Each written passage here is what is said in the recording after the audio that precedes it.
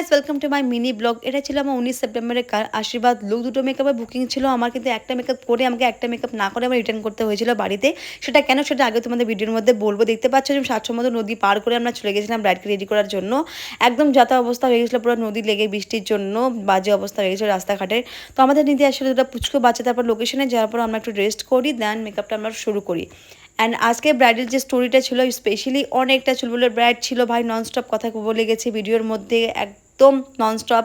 এমন সহজে এরকম ব্রাইড পাওয়াও যায় না, খুবই ফ্রেন্ডলি ছিল, খুব ভালো লেগেছে আমার কাজ করে ওদের সাথে। তারপর ধীরে ধীরে এখানে মেকআপ লুকটা আমি শুরু করে দিয়েছিলাম, দেখতে পাচ্ছি অর্ধেকটা ডানও হয়ে গেছিলো। তারপরে আমরা সময় মতন মেকআপ লুকটা একদমই ঠিকঠাক মতন কমপ্লিট করে দিয়েছিলাম।